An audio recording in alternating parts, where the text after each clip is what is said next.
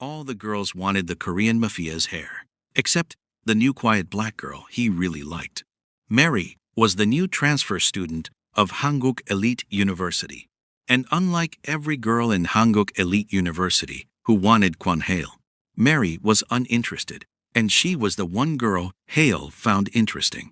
If you find high school stories interesting, then you're in the right place, because this story is all the high school romance and drama you need.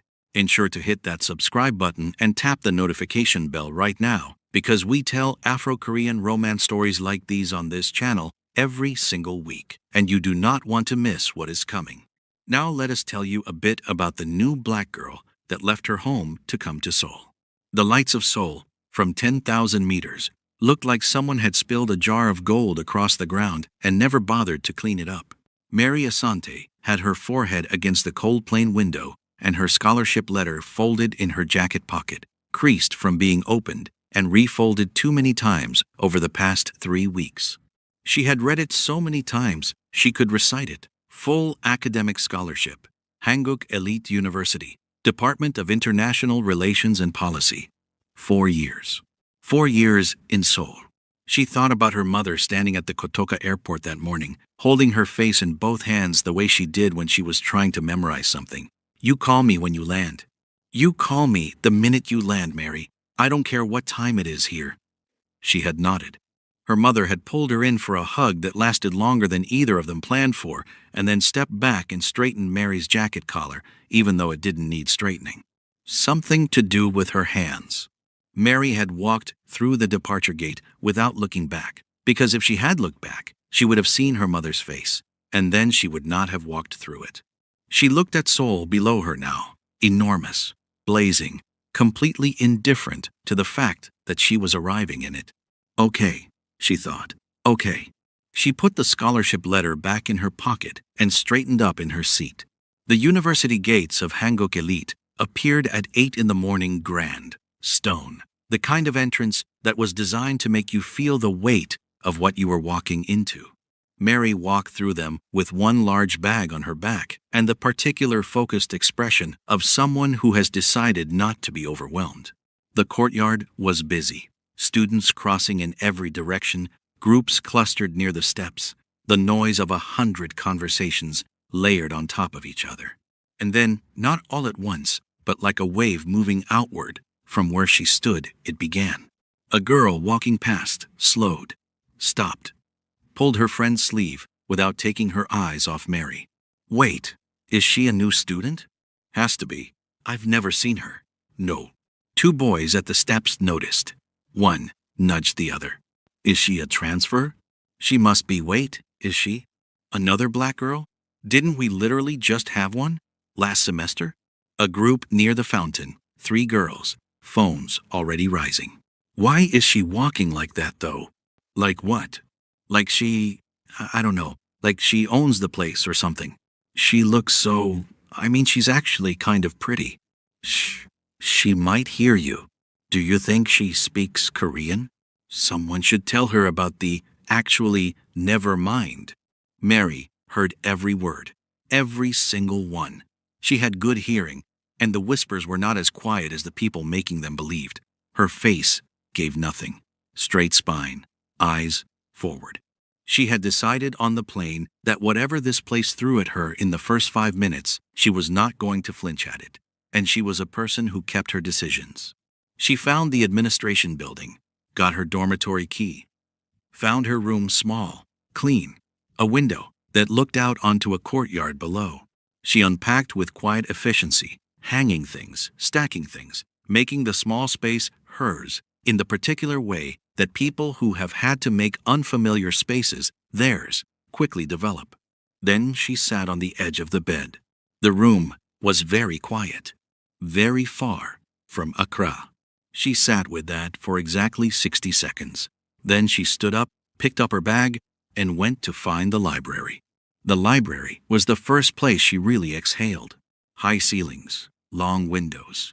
The particular quality of silence that only exists where books are kept in large numbers. Not empty silence, but a full one, occupied by the weight of accumulated thought.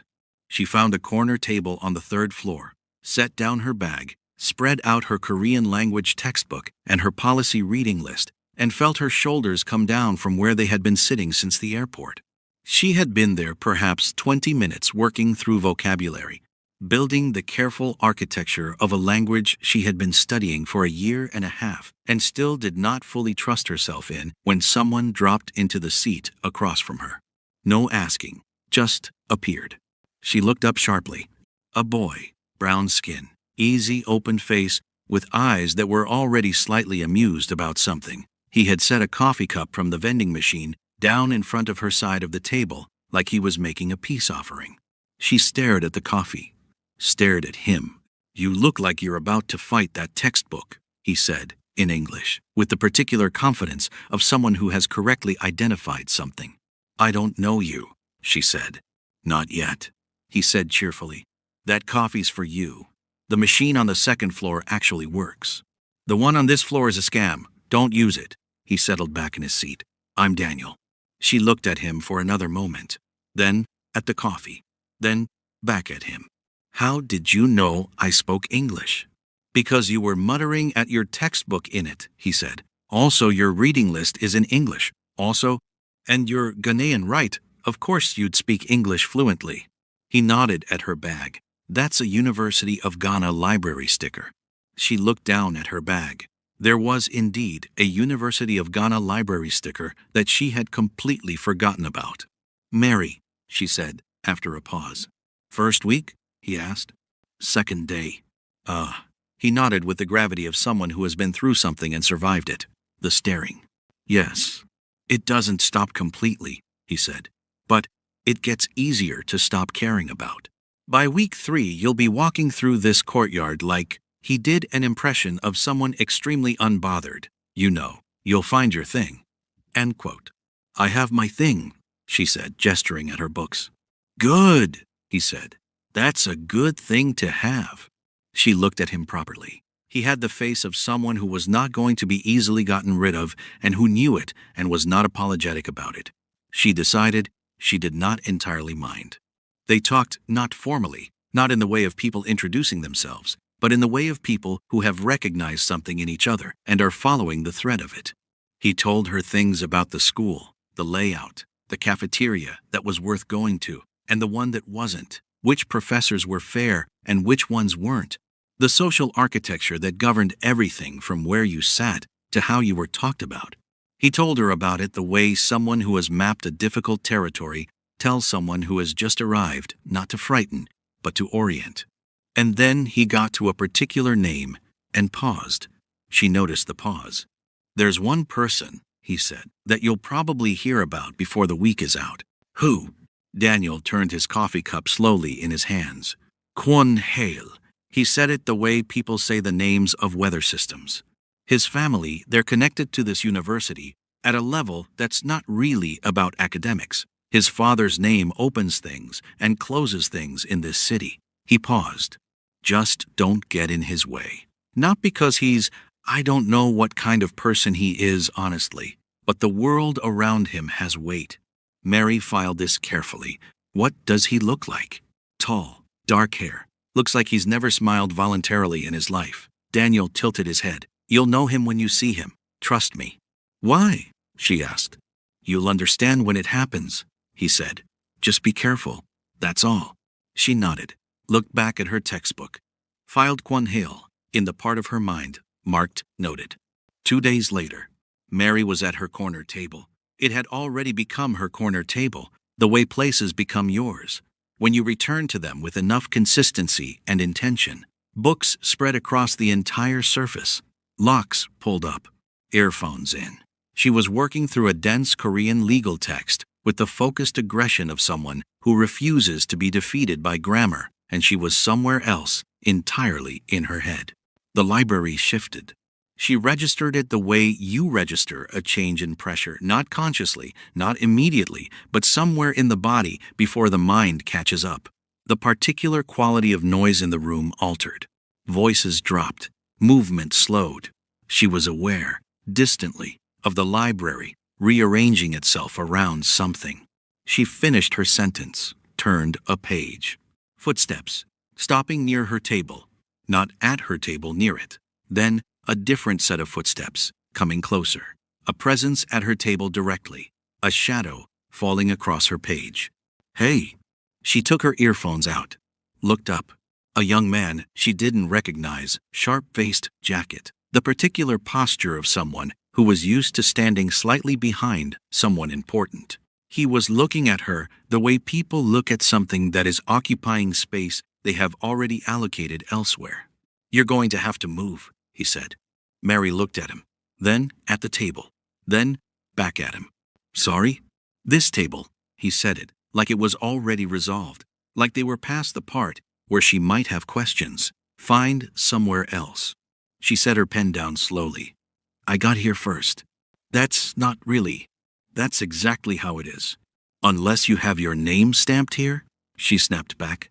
She looked around the library with the expression of someone conducting a reasonable search. "Because I've been sitting here for an hour, and I am really comfortable where I am sitting. Look, it's just, if there's no name here," she said, "then it's a public table, and I got here first, so." She picked her pen back up.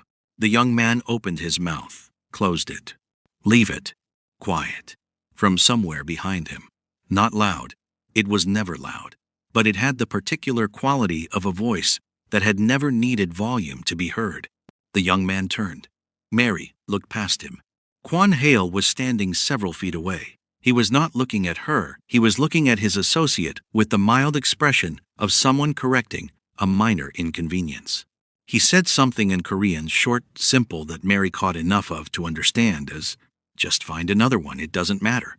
The associate closed his mouth. They moved away, Hale leading, his associate following, two others she hadn't noticed, falling in behind them.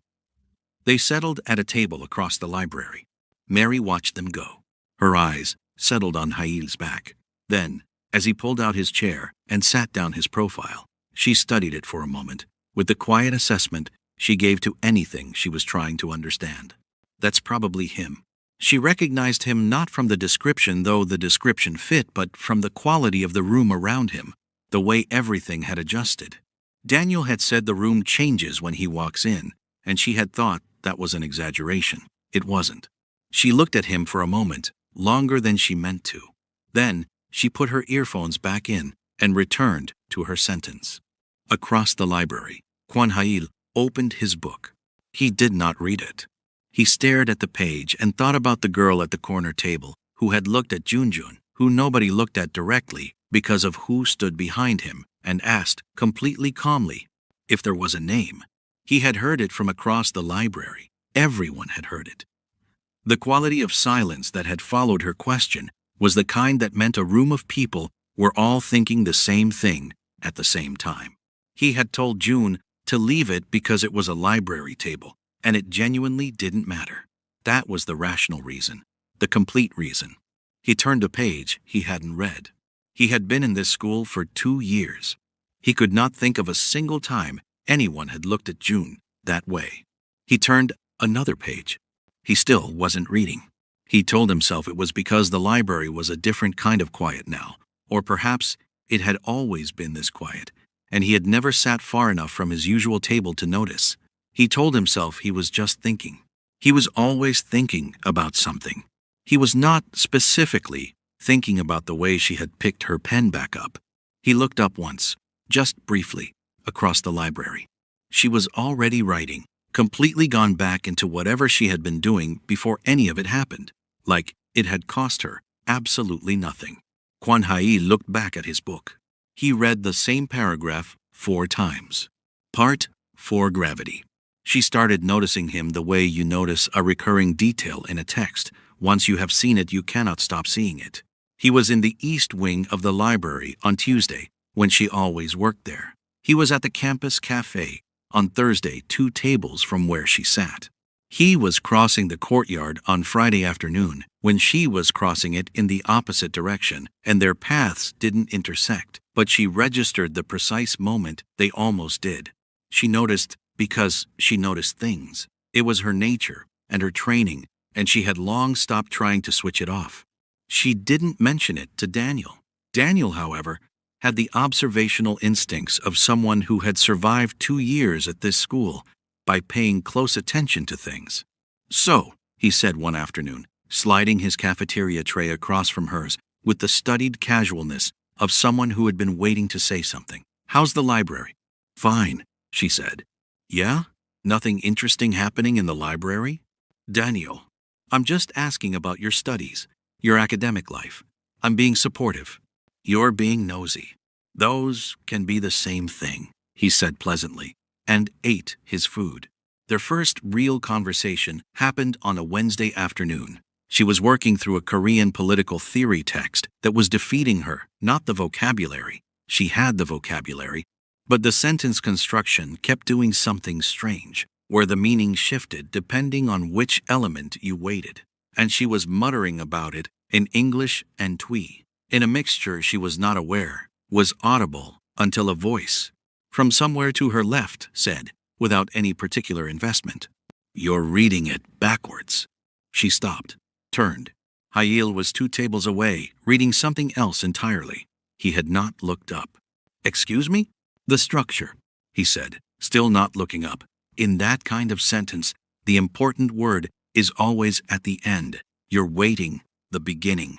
That's why it doesn't make sense." She looked back at the text. "Read it again with that adjustment. Read it a 3rd time." He was right. The entire meaning of the passage reorganized itself. She sat with that for a moment. "Thank you," she said. He said nothing. Turned a page. She looked at him. "Do you study policy?" "No." "Then how do you?" "I read," he said simply. "A lot." She looked at him for another moment, then back at her text. They were quiet, both of them reading. And then she said something about the passage, not to him, almost to herself, working through a point aloud, and he responded, and she responded to that, and somehow 20 minutes passed, and they were arguing in low voices about whether the text's framework was descriptive or prescriptive, and the librarian on the floor below had looked up at the ceiling twice. She realized at some point that he had moved tables. She wasn't sure exactly when. He was now directly across from her, his book open, and neither of them had remarked on it.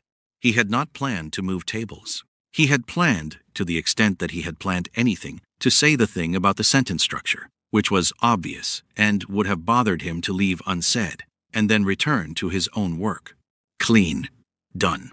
The strange, persistent thing in his head about the corner table and the girl at it would resolve itself the way strange, persistent things resolved themselves, which was by fading once you had satisfied the curiosity. That was the plan. The plan had not accounted for her saying something about the passage, almost to herself, clearly not expecting a response that was exactly wrong in the most interesting possible way. He had responded before he had decided to, and she had come back at him immediately with a counter-argument that was partly correct and partly infuriating and entirely worth engaging with. He was now sitting across from her, and they were arguing about political theory in a library, and he was, for the first time in a very long time, not performing anything. He was not being the heir. He was not managing the room. He was not monitoring exits or reading the social temperature of his surroundings the way he had been trained to do since he was old enough to understand what his name meant. He was just arguing about a text with a girl who was not impressed by him and was not pretending to be and was not performing not being impressed either. She just genuinely wasn't. She was interested in the argument. That was all. He couldn't explain what that felt like. He wasn't sure he had the right word for it. He stayed at the table. Bexore appeared on a Friday. She came into the library with 2 friends, unhurried, immaculate, the entrance of someone who has never had to announce herself because rooms do it for her. She found Hale immediately. Her eyes went to him the way they always did, with the ease of long practice and long expectation. Then they moved, precisely, to the girl across from him. She took in everything. The table, the books between them, the particular comfortable quality of 2 people who had been sitting together long enough that the space between them had stopped being formal. Her expression did not change, not even slightly. She greeted Heil warmly, easy, familiar, the register of someone who has known a person so long they have their own private frequency with them. She spoke about a family dinner that weekend, Something her mother had asked her to pass along, something social and light. She did not acknowledge Mary directly. When she left, she paused at the door, looked back. Her amber eyes found Mary's directly. Mary looked back. She did not look away. Sore left. Mary returned to her book. Heir was already reading again. But the air in the library was different, and both of them knew it, and neither of them said anything about it. That evening she told Daniel. He listened with the expression of a man receiving news he had expected and not been looking forward to. She looked back at you specifically? On her way out, Mary confirmed. And you stared back? I wasn't going to look away first. Mary, he put his fork down. That's Bexori. I know who she is. Their families. I know. She's been. Daniel. Mary looked at him levelly. I'm not doing anything. I'm sitting in a library, reading. I'm not responsible for who sits across from me. Daniel looked at her for a long moment. You know what the problem is? What? You're not scared of the right things, he said. That's both your best quality and the thing that's going to give me gray hair. You're 20, she said. I'm aging in real time because of you, he said, and picked his fork back up. She took the long route back from her Thursday evening lecture because she liked the small garden that ran along the east wall of the campus. Something grew there that she hadn't identified yet. Something with small white flowers that had a smell that settled her chest in a way that felt faintly like home without being exactly like home. She heard voices before she reached the garden gate. Low, tense. The particular frequency of a conversation that was happening under significant pressure. She slowed. Through the garden hedged the small courtyard beyond it. Two people, Heir and an older man she had not seen before, well dressed. The kind of still that comes from long practice with authority. The conversation was in Korean and moving too fast for her to follow completely, but she caught the shape of it. Something owed, something expected. The tone of a man who was reminding someone of an obligation they did not have the option to forget. She caught Hale's responses between the older man's words. Quiet. Each word placed deliberately. Not agreeing, not quite, but not refusing outright, either. The sound of someone holding something, a line, a position, by sheer sustained effort. The older man left. His footsteps faded. The courtyard went quiet. Hale stood alone in it. She could see his profile through the hedge. And for the first time since she had known him, since the library table, since the political theory argument, since the cafe and the East Wing and all of it, he looked like the weight he was carrying was actually heavy. Like, when the audience left, he stopped holding it up. She hadn't planned to step around the hedge. She did it before she had finished deciding. He turned sharply, saw her, and the composure came back. Not slowly. It was fast. He was practiced, but she had seen the moment before it arrived. The air between them did something complicated. I take this route every evening, she said. I wasn't following you. He looked at her. She could see him making a calculation, not threat level, something else. Whether she was frightened, whether she would perform being frightened, whether she was going to make this into something. She just looked back at him, hands loose, expression, the same one she gave everything she was trying to understand before she decided what she thought about it. How much did you hear? He asked. Enough to know it wasn't a nice conversation, she said. Not enough to repeat it. A long silence. You should go home, he said finally. Not unkind, just tired. In a way, she had not heard from him before. She nodded, turned, stopped. You sounded, she said, still facing away, like someone who hasn't given up yet. There was a small pause. That's different from someone who's already lost. She walked away through the garden, the white flowers, the smell that was almost like home. Behind her, she heard nothing. But she knew he was still standing there. He stood in the courtyard for a long time after her footsteps faded. His father's voice was still in his ears, the particular register his father used when he was not asking, when the shape of the conversation was simply a formality before compliance. He had sat through versions of that conversation his entire life. He knew every beat of it. He knew when to deflect and when to give ground, and how to make not agreeing sound different enough from refusing that it bought him time without creating a confrontation he couldn't manage yet. He was very good at that. He had learned young. What he had not expected tonight was to stand in the courtyard afterward and hear a voice from the garden say, without drama, without particular warmth, without anything performed about it at all, "You sounded like someone who hasn't given up yet." He turned it over, the precise way she had said it, still facing away, like it was just an observation she was leaving behind, like she wasn't waiting for anything from it, no comfort in it, no pity, just a fact she had noted, offered, and walked away from. He didn't know what to do with that. He didn't know what to do with any of it. The library, the argument about the text that he had stayed for far longer than he had planned. The way she had looked back at Sore at the library door without flinching. The way she had held her pen while she told June there was no name. He did not, as a rule, think about specific people this much. He looked at the garden gate where she had gone through. He went home. He did not sleep well. Sore moved the way water moves through stone, not by force but by patience, by finding the place that was already slightly worn and returning to it consistently until the structure gave. The first move was social. Whispers that found Mary everywhere she went, not shouted, never to her face, always just slightly behind her, or around the corner, or across a table she was not sitting at. Has anyone actually checked how she got that scholarship? She's always at his table. Doesn't it seem a bit calculated? I mean, what does she actually contribute? She barely speaks Korean. Someone told me the scholarship process was irregular. She came from nowhere, and suddenly she is desperate for Heir's attention. Mary heard it. She was not the kind of person who didn't hear things just because they were said behind her back. She carried it the way she had learned to carry things, without letting it reach her posture, her face, or her pace. But she heard it.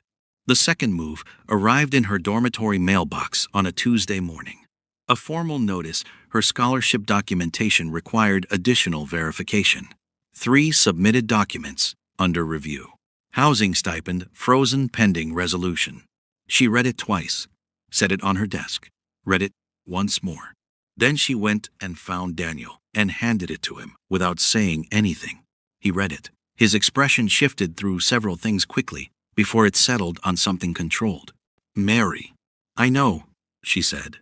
"This can't just an admin error. I know. We should go to the admin." "No," she said. "I'm going to handle it. If they want more information, I'll give it to them." "Mary, this is..."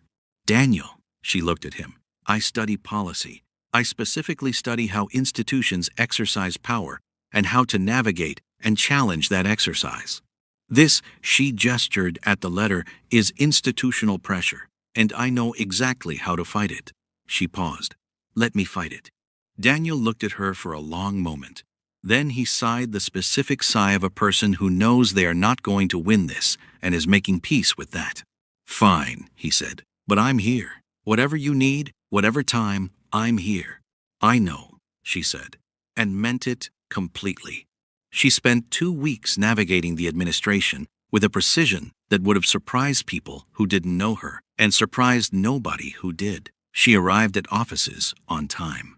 She brought documentation they hadn't asked for because she had anticipated what they would ask for next. She was patient with people who were stalling in ways they thought were invisible, professional with people who were clearly uncomfortable. She asked clear questions and wrote down every answer and noted every name. She resolved 2 of the 3 documentation issues herself entirely. The third remained blocked, not by accident, not by bureaucratic slowness, by a deliberate, invisible, sustained hand that knew exactly which pressure points to hold. She sat in the campus cafe one evening and looked at what remained and mapped it clearly. She could not resolve it through the administrative channels. They had been closed to her specifically, carefully, in a way that left no fingerprints. There was going to have to be another way. She was still working out what that way was when the assembly announcement came through. "Okay, wait a minute. Tell us if you think Mary will be able to get through this unscathed, or will she lose her scholarship in the process? Tell us what you think about Sore, and her evil plans. Also, don't forget to tell us where you are watching from in the comments. We love to read your thoughts. If you're enjoying the story, then hit the like button. It motivates us to do better. Also, smash that subscribe button and hit the notification bell. Now let's get back to the story. Hanguk Elite's monthly Student Affairs Assembly was held in the main hall, a formal space, tiered seating, the university crest on the wall, behind the administrative panel. Students attended because it was expected. It was mostly procedural. It was mostly unremarkable. Mary sat near the back with Daniel. She had been watching the pattern of what was being done to her for long enough to see shapes in it, and she had begun, in the last few days, to see the shape of what was coming. She didn't know exactly when or exactly how, but she knew the direction. She had come prepared. The assembly moved through its agenda items, maintenance updates, academic calendar adjustments, a sports funding allocation that drew murmuring from the athletic students in the middle rows. And then the administrative officer, a careful man with a careful face, the kind of face that delivered things and did not take responsibility for them, turned a page and began to read in the neutral, clinical voice of institutional procedure. Irregularities in the original scholarship award of one Mary Asante. Questions regarding due process. A formal public review to be opened, pending documentation.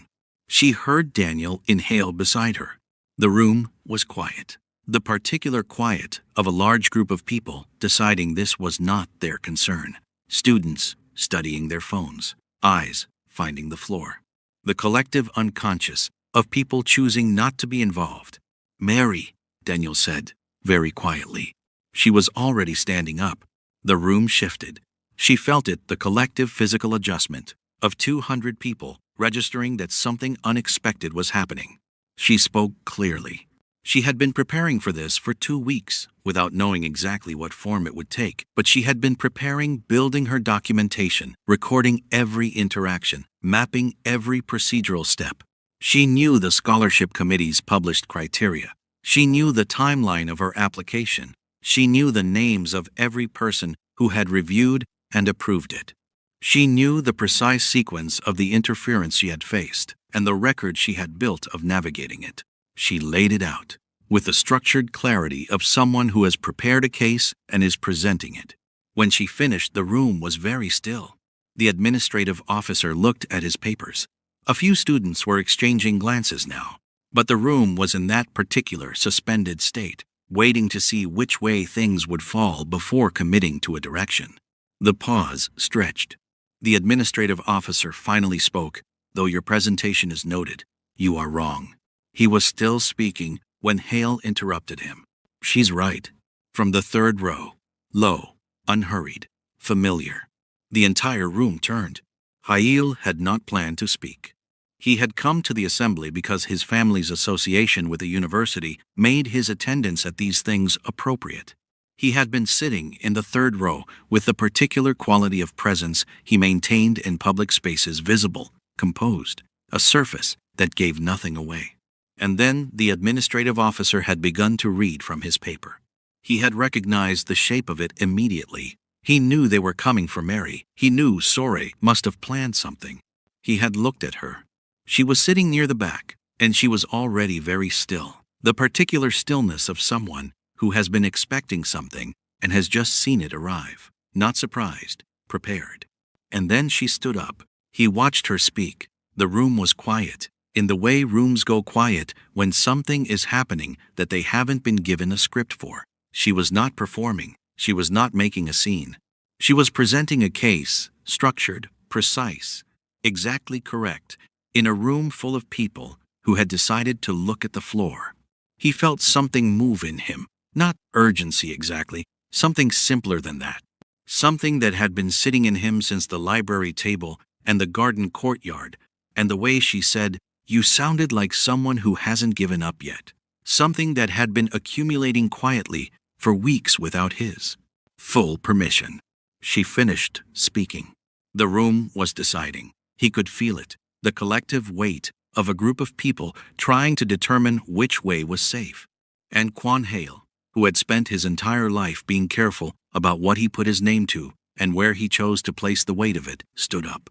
But when the administrative officer finally spoke and told her she was wrong, he just found himself not allowing that to happen. And against his better judgment, he spoke. Not a speech. He had never made speeches. He stated facts. The scholarship committee's own published criteria. The procedural requirements for a review to have basis. The precise reason this one didn't. He said the word obstruction, and he said it looking at the administrative officer, and he watched the man find something to look at that wasn't him. The room had stopped deciding. It had decided. The review should be closed, he said. Today. Nobody spoke. He didn't sit down. Today, he said again. The assembly moved on. The review was quietly and immediately closed. Afterward, the corridor outside the hall hummed with the particular electricity of a student body processing something they were going to be talking about for weeks. Mary walked out and found the quieter end of the corridor. She stood with her back against the wall and breathed. Her hands were steady. Her chest was not. Daniel appeared at her side. He put his hand briefly on her shoulder just for a moment, just that, and said nothing, which was exactly right. Then, footsteps. The corridor thinning around them as students moved away in clusters, talking, not looking where they were going. She turned. Heir stopped a few feet from her. Daniel read the air the way he always did and took several quiet steps backward without making anything of it. They looked at each other. You had it, he said quietly. Everything you laid out, you had it. Yes, she said. You definitely would have thrived without me. Probably, she said. A pause. Something in his expression that she was still learning to read. Then, he was about to shut me down, though, she said. You know that. Yes. The place went silent. Thank you, she said. Simply. He nodded once. She almost let him leave. Hail. He stopped. Why? She asked. He was quiet for a moment. And then something in his face did the thing, the open thing, the thing she had first seen on the library table when they were arguing about political theory, and he had momentarily forgotten to be composed. Like the surface had simply decided to step aside. Because you were right, he said. And that should be enough. He held her gaze for one more moment. Then he walked away down the corridor. Mary stood with her back against the wall. She listened to his footsteps fade. From somewhere behind her, Daniel said very quietly, very carefully, Mary, don't, she said. Daniel, I swear. A pause. Okay, he said. Okay. But she could hear the smile in it. Part 8. After the assembly. The school talked about it for days. The whispers changed direction so fast, they almost tripped over themselves. Did you see his face when he stood up? She had all that documentation, though. I mean, she wasn't wrong. She might have been right, but she's too proud. She wants Heir for herself. Like we didn't come here before her. Soleil must be. Nobody say that too loud. I heard they've been studying together for weeks. In the library? At his table? Her table, apparently. Wait, he left his table for her? I was there. She asked if there was a name on the table. She's insane. She's kind of amazing, though. Soleil found Heir the next day. She came to him the way she came to everything, gracefully, without urgency, as if she had simply been moving in this direction all along and had arrived here naturally. They stood in a quiet corner of the campus, out of the main traffic of students, and she spoke in the low, careful voice of someone who was maintaining composure through significant effort. You made me look foolish, she said. In front of everyone. I made the administration correct a procedural injustice, he said. Hail, the scholarship review had no basis, sorry. You know that.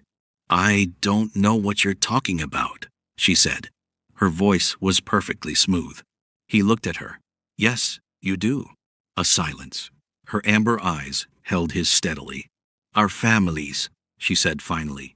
Everything that has been built between them. Everything that is expected.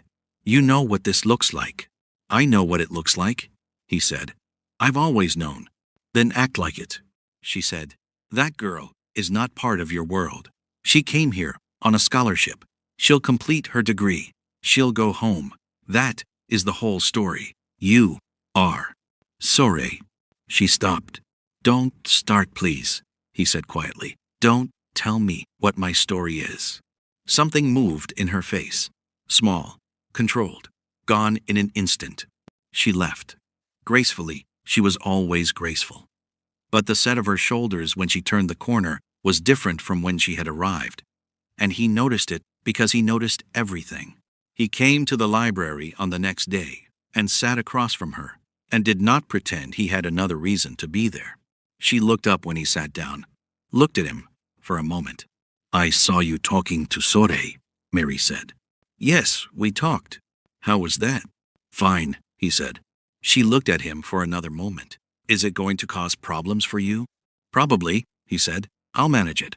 She nodded slowly, looked back at her book. Heir, she said, without looking up. Yes, thank you, she said. For the assembly. For, she paused, choosing. For speaking up for me. He looked at her, at the top of her head, bent over her book. The locks falling loose around her face. You don't have to thank me for that, he said.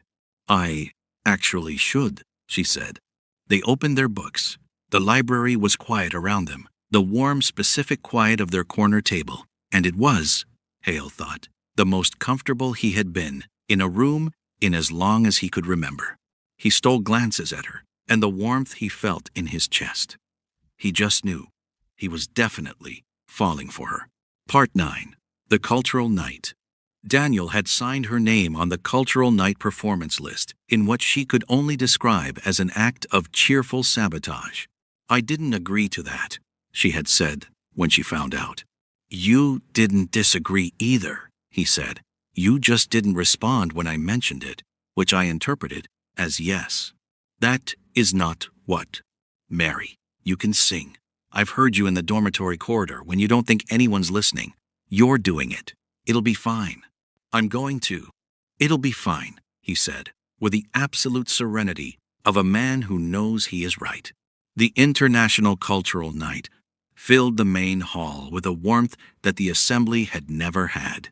Students performing for each other, something that loosened people, that dropped the social architecture for an evening, food from every country represented, laughter that was genuine, the particular atmosphere of a shared thing. Mary sat backstage through the first half of the program and focused on not thinking about the fact that she was going to have to walk out there. You're fine, Daniel said from beside her. He was holding the small drum he had borrowed from the music room. You've been singing that song your whole life. I've been singing it in my mother's kitchen my whole life, she said. That's different. Is it? She looked at him.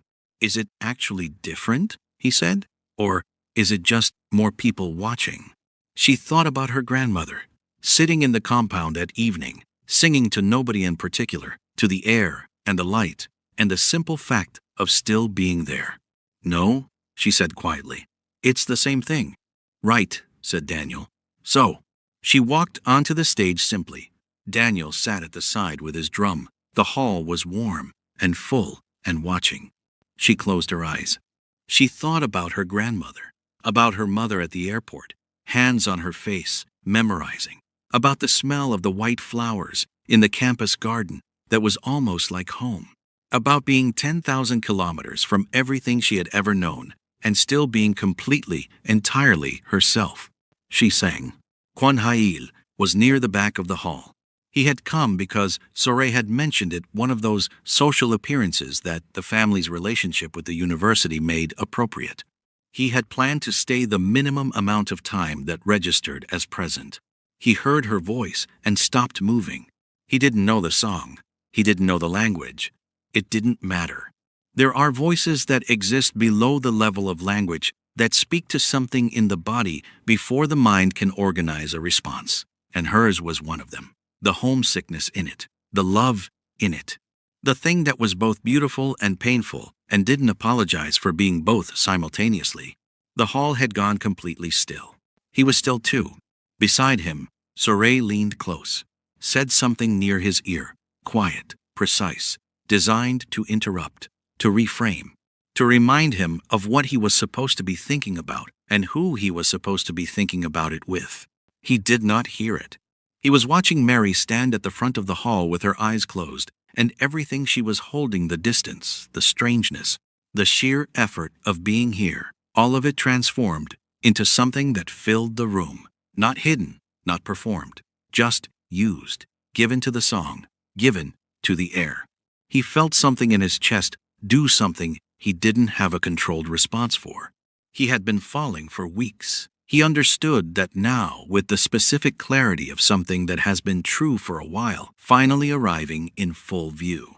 But this was different from all of it. The library, the courtyard, the assembly, all of it. This was the thing that made the falling feel like landing. She finished. The silence held for 3 full seconds. Then the applause began. She opened her eyes and found his across the hall. He didn't know how it happened. He hadn't moved.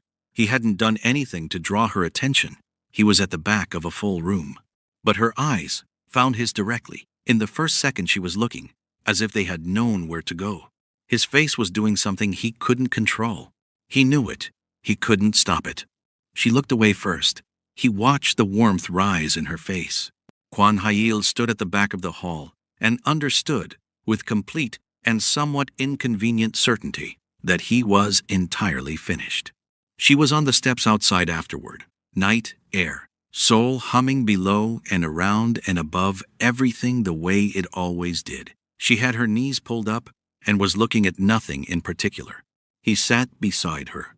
She didn't look surprised. She waited. "What was it about?" he said, after a while. She was quiet, thinking.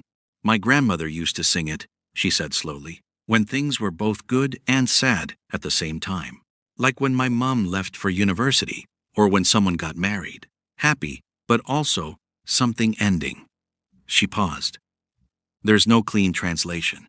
The closest I can get is something like, 'I'm far from where I started, but I haven't left it inside me.'" He sat with that. "I've lived in Seoul my entire life," he said, "and I have never once felt like I was where I started." She turned and looked at him, really looked the way she did when she was deciding what something meant. "That's really lonely," she said, not with pity, just as a fact she was acknowledging. "Yes," he said. The city moved around them, a bus somewhere, the wind, the particular blue of Seoul's night sky above the light. "Hail," she said. "Yes. I'm glad you stayed for it." He looked at her. "The song," she said. "I could tell when She stopped. "I'm glad you stayed." He didn't say anything, but he stayed on the steps for a long time after that, and so did she. Part 10, the thing that almost ends it. 3 days after cultural night, he wasn't there. Not in the library, not in the cafe, not crossing the courtyard. His seat across from her stayed empty, and the table felt different in a way she hadn't expected it to feel different, and that alone told her things she wasn't ready to look at directly. She went back to her routine, chapter by chapter, morning by morning. She called her mother on the first evening, and her mother, who could read Mary's voice the way other people read faces, said, "Are you okay? You sound a little." And Mary said, "I'm fine. Tell me about the garden." And her mother told her about the garden. She did not look at the empty table. On the second night, she woke at 3 in the morning and lay in the dark and was finally privately honest with herself. She had let something in. Without planning to, without agreeing to, she had let it in the table, the arguments, the garden courtyard, the steps outside the hall. She had let herself, and here was the thing she had been not looking at, want something. And wanting things in worlds that weren't yours was dangerous. She had always known that. She had just, for a handful of weeks, let herself forget it. She lay in the dark for a while with that. Then she got up, made tea, opened her research paper, and worked until dawn. Daniel found her on the 3rd afternoon. He sat down across from her, without his usual energy, which told her something before he spoke. "His family called him home," he said. She set her pen down. "There's a dinner," Daniel said.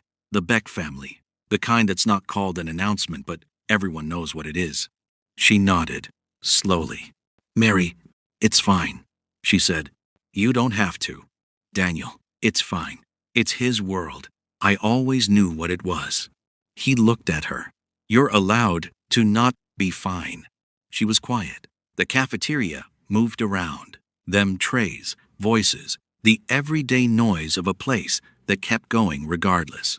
I know, she said, very quietly. I'm not.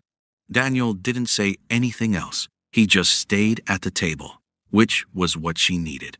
The fourth day, she was at her corner table. Same spot, same books. The particular, focused composure of a person who has decided something and is holding to it.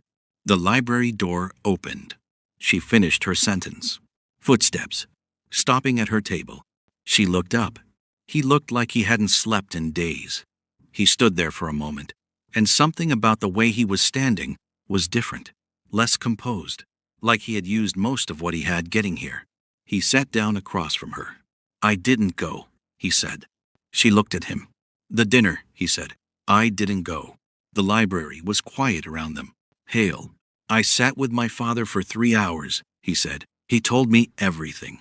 Everything my name means. Everything it requires. Everything that is expected of me, and why, and since when. A breath. I let him finish. And then I told him I wouldn't be there. She looked at his face, the tiredness in it, the cost of it sitting right there, plainly, because he wasn't managing himself the way he usually did. That must have been hard, she said carefully. Yes. And you did it anyway. Yes. She closed her book, folded her hands on top of it. Why? She asked.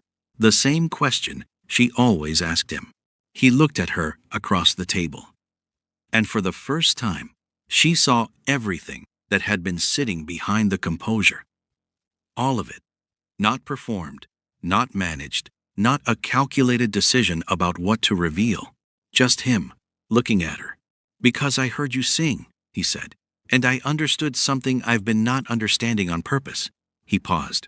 My whole life, someone else has been deciding what it looks like. My father, my name, the arrangement, all of it. Another breath. You told me in that courtyard I sounded like someone who hadn't given up. I didn't want to make you wrong about that. The library breathed around them, dust in the afternoon light from the tall windows. Mary looked at him for a long time. I'm going to the vending machine, she said. He blinked. The one by the east entrance. She stood up. It actually works. Do you want something? Us, us, us, us, us, us. He looked slightly lost. Yes. Come then, she said, and walked. He got up, followed her. And Daniel, who had been sitting 3 tables away, pretending to read for 45 minutes, watched them go and said very quietly to absolutely nobody, finally, Part 11 Seoul, Softens. There was a night market 3 streets from campus that nobody from the university went to because it wasn't the kind of place the students of Hanguk elite tended to frequent, too loud, too ordinary, too much like a real city, and not enough like a performance of one. Mary loved it.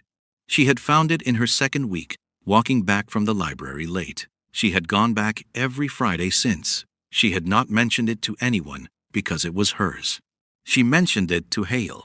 He came with her on a Friday evening, and nobody knew his name, and nobody adjusted the room for him. And he stood at a pojangmacha stall, looking at something in a small paper tray, and said, "Try this." And she looked at it with deep skepticism and said, "What is that?" And he said, "Just try it." And she tried it, and then was annoyed that it was good. "You look irritated," he said. "Yes, because I was wrong about it. It's actually good," she said. He almost smiled. "You can't always be right." "Watch me," she said. He did, actually. He watched her try 3 more things at the market with a running commentary that was so dry and precise that he started genuinely laughing. Not the controlled smile of public hail, but actual laughter, quiet and surprised, like it had caught him off guard. She looked at him, when it happened, with an expression that was very carefully neutral and absolutely wasn't. Daniel found them once, at the night market, rounding a corner with his own food. He stopped, looked at them standing at a stall, arguing about something, Hail's face doing the open, unguarded thing that Daniel had never seen it do before Mary arrived. He stood there for 3 seconds. Then he quietly turned around and went to get his food somewhere else. He texted Mary later, "Saw you," saying, "Nothing, you're welcome." She did not reply. He could feel her smiling through the phone. The library mornings became the shape around which everything else arranged itself. They argued about texts, politics, history, power, institutions, with the focused, low-voiced intensity of two people who had discovered they were matched in the ways that mattered and found it endlessly interesting. The librarian on their floor had stopped giving them looks and had started giving them the resigned acceptance of someone who knows a losing battle. He taught her Korean words that had no English translation. Nunchi, the subtle art of reading a room and a person. Han, a uniquely Korean word for a kind of sorrow that lives so deep in the culture it has become something close to beautiful. Jeong, an attachment, a bond, the feeling between people who have shared enough time and enough honesty that they have become part of each other's experience of the world. She turned Jung over carefully. "Is there a point at which it's formed?" "No," he said. "That's the thing about it. You don't notice when it happens. You only notice that it has." She looked at him. He looked at his book. She taught him Tui. Akwaba, welcome, but warmer than the translation. Dakye, later, in the future, but carrying the sense of hope in it. And one evening, Oro love, but she explained it carefully, the Akan concept of it, which was not just feeling, but action, not just emotion, but commitment, not just what you said, but what you kept doing. He was quiet for a moment after she explained it. "That's a much more demanding definition than the Korean one," he said. "Yes," she agreed. "I think I prefer it," he said. She looked at her book. Her face was warm. Sorei's final move came on a Thursday. A formal complaint submitted to the scholarship board manufactured inconsistencies, built carefully, the kind of thing that required patience and access, and a very detailed understanding of institutional process. Designed not just to harass, but to potentially remove her most serious play. Mary found out on Friday morning. She sat with it overnight. On Saturday, she went to the scholarship board and requested a formal hearing. Daniel sat at the back of the room when it happened. He had his arms crossed and his jaw tight, and he did not say a single word.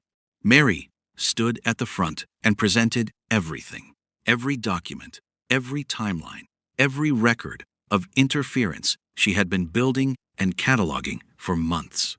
Her academic record, which was, at this point, immaculate. She built the argument the way she was trained to build arguments, the way she had come to this country to learn to build them layer by layer, each point supporting the next, the whole structure self-evidently sound. The board chair apologized before she finished.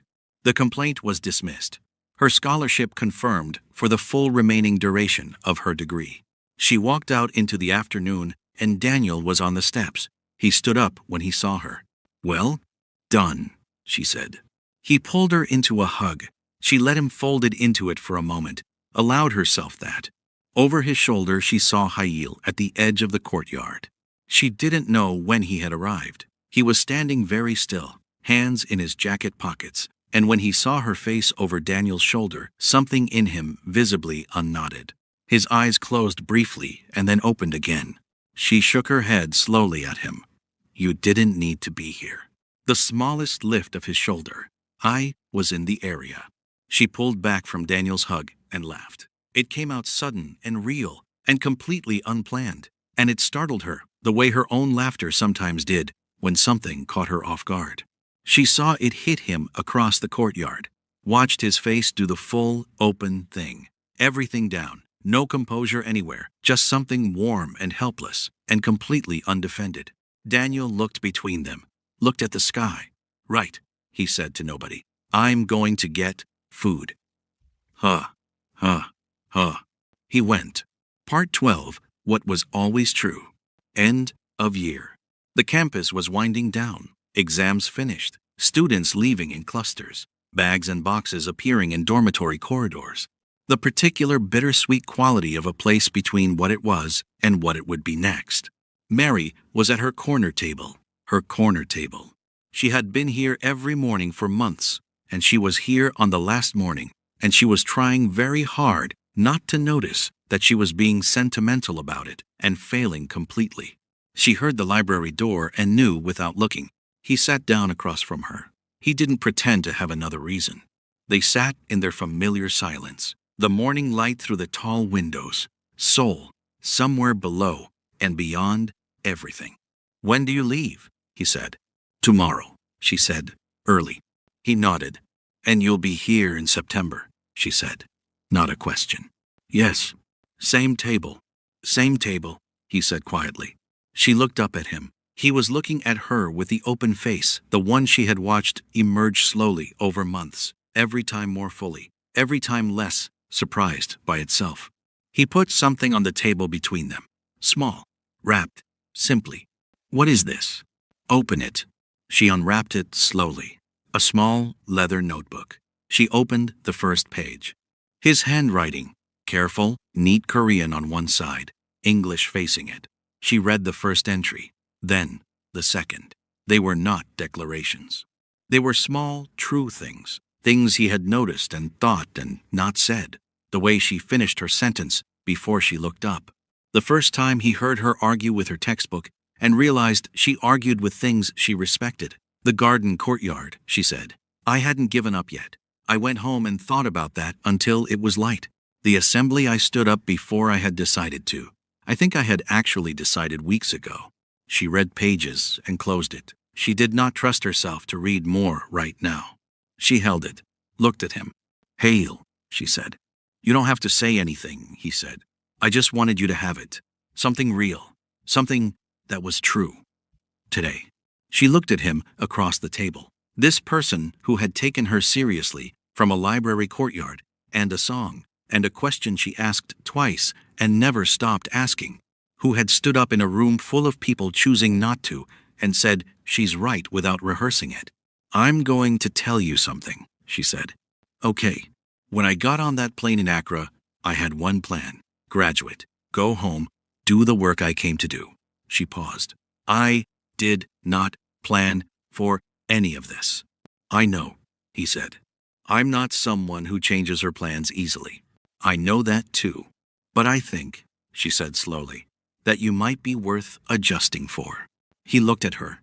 "Not changing," she said clearly. "Adjusting." "I know the difference," he said quietly. "Good," she said. She stood, packed her things efficiently, quietly, the way she always did, tucked the notebook into her bag with the careful attention she gave to things she did not want to lose. She stopped beside him on her way out. "Don't let them take anything from you while I'm gone," she said. "The things you've been choosing, hold those." "I will," he said. She looked at him one more time, just once, like she was finishing a sentence. Then she walked out, through the library door, into the corridor, down the stairs, out into Seoul, blazing and golden and enormous and completely indifferent the way cities are when private things happen inside them. He sat at the corner table, her corner table. In the quiet she had left behind, he sat and looked at the surface of the table, empty now, books gone, the particular absence of a person who had occupied a space long enough to leave it changed. He thought about 20 years of existing in a world that had been built before he was old enough to have a say in it, the name, the weight of it, the rooms that adjusted themselves before he entered them, the conversations that were really negotiations, the smile he did not give publicly because it had never felt like his to give. He thought about a girl asking if there was a name on the table. He thought about "you" sounded like someone who hasn't given up yet. He thought about a song on a stage that he hadn't been able to not hear, because she had made it feel possible to be a person and not just a position, because she had looked at him like he was something worth looking at clearly and not just something to manage or fear or want access to, because she had, without planning to and without asking him to, made him want to be someone who deserved to sit across from her. Kwon Ha-il sat at the corner table in the quiet of the third-floor library. And slowly, privately, with a late morning light coming through the tall windows and Seoul somewhere below doing what Seoul always did, he smiled. The real one. It reached his eyes and stayed there. Epilogue. September. She came back. He was at the table. She walked in through the library door, longer locks, the same warm colors, the same unhurried posture of someone who has never needed a room's approval to stand in it. She crossed the third floor, stopped at the corner table, looked at him sitting in her seat. "You're in my spot," she said. He moved to the seat across from her without a word. She sat down, set her bag down, settled. Then she reached in and set the small leather notebook on the table between them. He looked at it, then at her. "I added pages," she said simply, opening her textbook, "while I was home." He picked it up, opened it, to where her handwriting began English on one side, Twy facing it. Small, true things. He read the first one, then the second, then the third, which made him stop. The third entry was dated 2 weeks into summer. It said, in English, and then in Twy below it, "I think Jong might be the right word, after all. I didn't notice when it happened. I just noticed that it had." He closed the notebook carefully. He did not say anything. He didn't need to. She was already reading, her pen moving, her locks falling loose around her face in the morning light. The same corner table, the same tall windows, the same soul blazing away outside like it had never stopped. He opened his book. They began. Outside, September light fell across the city golden, clear, the particular quality of a morning that is also a beginning. Seoul moved below them, enormous and indifferent and alive. Inside, at a corner table, on the third floor of the Hanguk Elite Library, a girl from Ghana and a boy who had spent 20 years being a name before he became a person, sat across from each other in the best kind of silence. The kind that has nothing left to prove. That was an interesting and riveting love story, don't you think? Tell me what you think we missed in this story. What would you have loved us to add to make the story better? As you know, we always want what's best for you. And if you've not, ensure to smash the subscribe button because we make thrilling videos like this every week, and hit that notification button so you are notified when we drop new stories on our channel.